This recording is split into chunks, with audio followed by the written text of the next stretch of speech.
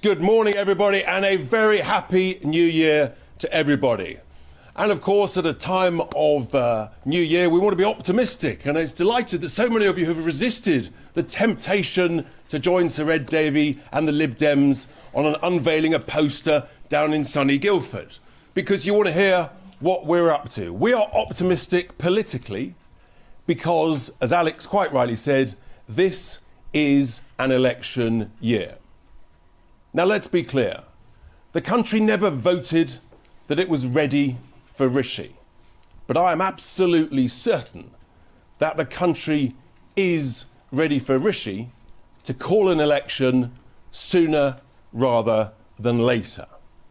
Because I'm also certain, and in fact I'm cheerful, I'm optimistic, that the country quite rightly wants to punish the Tories for breaking Britain. Because that is what they want to do. I think the country wants to punish them, to oust them, and replace them. The question is what we replace them with. Now, 3 years ago, when I launched Reform UK, the Tories laughed at me. They said, "Why are you bothering? We're getting it sorted." And to coin an expression from my good friend Nigel in the European Parliament, they're not laughing now. No, the truth is, the Tories are terrified. Yes, in the new year, the special pleading has already started. Oh, please don't stand here. Please don't stand there. I'm one of the nice guys. I believe in everything that you believe in. You've all broken Britain. You're all responsible. So there's no special deals. We stand in every single seat in England, Scotland, and Wales. Now, of course, the Prime Minister, he likes his maths. He's a technocrat. He likes to mark things. So I thought we ought first of all to start by marking his exam report for last year, because he stood up almost exactly a year ago and gave us his 5 pledges, didn't he? You remember those 5? Well, let's just see how he's got on. Stopping the boats. 30,000 illegal migrants later, I think we can mark that down as a fail. Growing the economy. Well, the latest economic data shows that actually the economy is not growing. It's going into reverse. It's getting smaller. So we're going to mark that down as a fail as well. Reducing debts, well, he's failed at that as well. So he wants us all to be good at maths. Well, let's just look at the maths. So far, 3 fails out of 3. He wants to cut the waiting lists. Well, it's not gone so well either, has it, Prime Minister? The waiting lists have gone up, so we're going to mark that as a fail as well. But credit where credit's due. He said he would halve inflation, and inflation has halved. So we'll put that down as a pass. So that's 1 pass out of 5, which we all know is 20%. So in any exam that I suspect any of us have taken part in, 20% is a fail. No ifs, no buts. You might want to resit, but in many schools and colleges, if you're that bad, you wouldn't even be allowed to resit the exam. And that's the point. I think the country, the voters will say, Prime Minister, you're not allowed to continue to run the country. You have failed. And the reason that they've failed, we've got a slide here, is because of what they've done to the country. The truth is, the Tories have become like the Labour Party, 2 sides of the same socialist coin. We've got record high taxes, we've got record high wasteful government spending, and yet disastrous outcomes, whether it's in health, whether it's in infrastructure, whether it's in housing, trying to see a GP, everything is getting worse. We've got record nanny state regulations. They've utterly failed to take advantage of the great Brexit opportunity that offers so much promise, and still does, with the right leadership. And of course, the biggest betrayal of all by this government is on immigration. They promised, they absolutely promised, election after election, particularly when we were going to get Brexit done, that they would bring down lawful immigration. And yet they've deliberately done exactly the opposite. They've betrayed the people. In particular, they've betrayed Brexit voters and the working class voters. They've opened the borders to mass, uncontrolled immigration of a scale that this country has never seen before. And both economically and culturally, that is not good for the United Kingdom.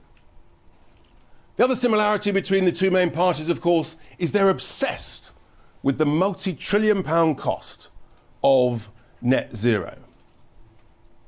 The problem is, and Rishi has failed in one of his pledges, you cannot grow an economy with the burden of these 5 key factors. And that's why the economy is doing the opposite of what everybody thought. The economy is not growing. It's flatlining. There's no growth.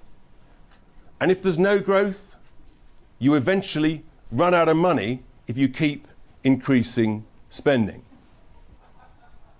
So what's the alternative? Well, the country needs a serious wake-up call. Because the alternative actually is Starmageddon. Starmageddon is a risk near you in 2024. We are facing a catastrophic cocktail of economic incompetence and cultural pillage that would be a disaster for the United Kingdom.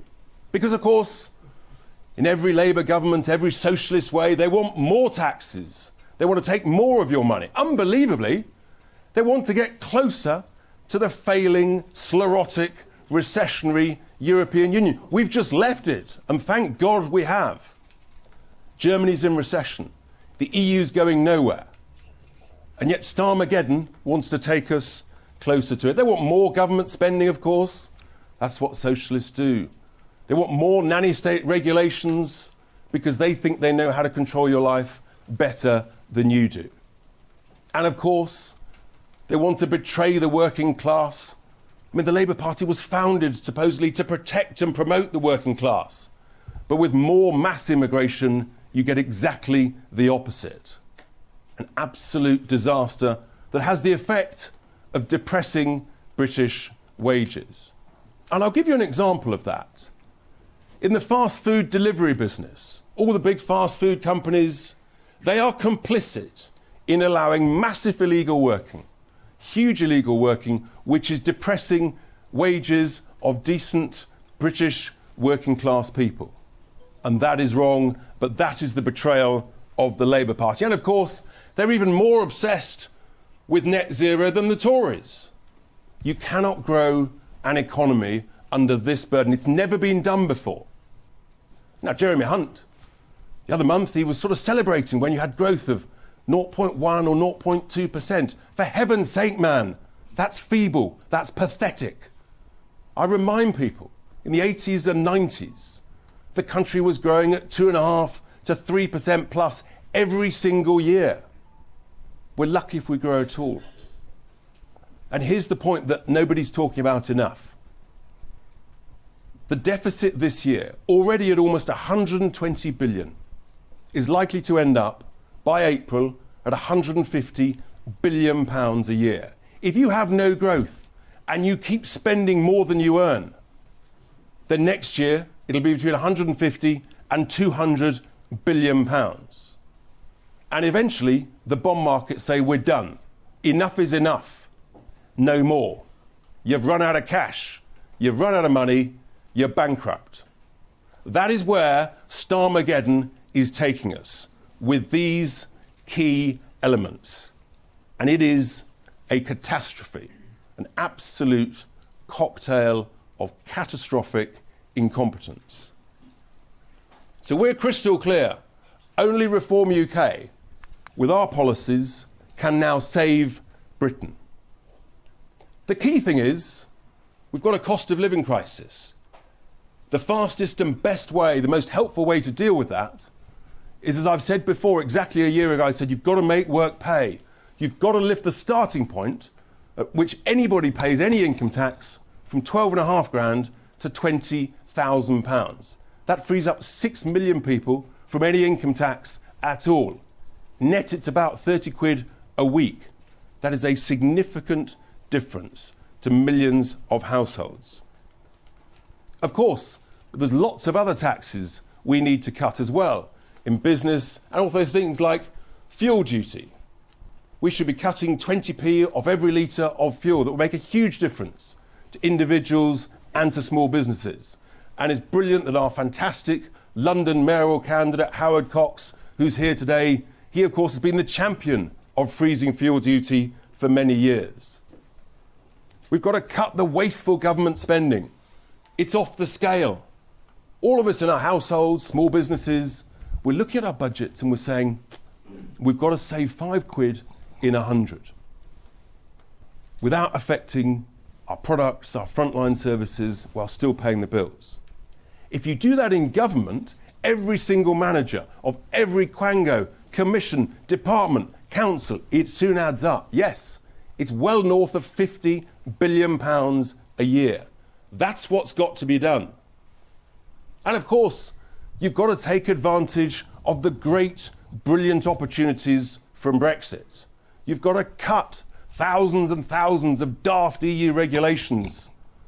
The Tories, once again, they promised it. They even got a little bill together to get rid of 4,000 regs. And then the Prime Minister cowardly, feebly bottled it as he cozied up to Ursula von der Leyen. Hopeless. If you're going to do something like Brexit, for God's sake, do it properly.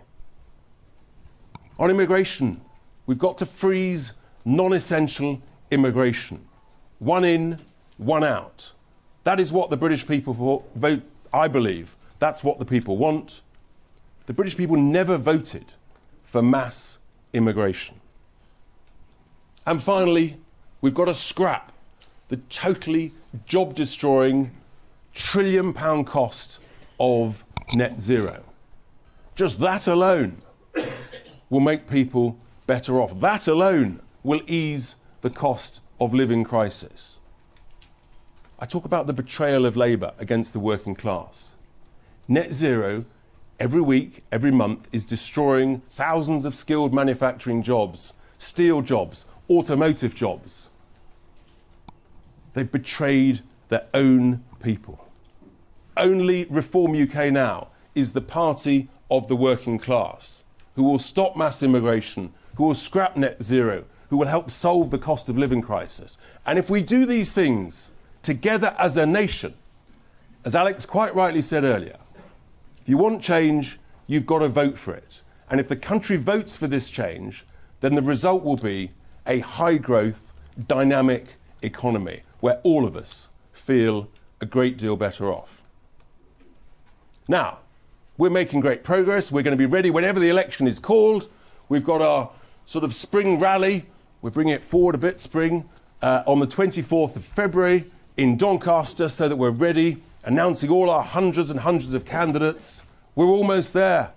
We're approaching 500 approved and allocated, hundreds more applying as every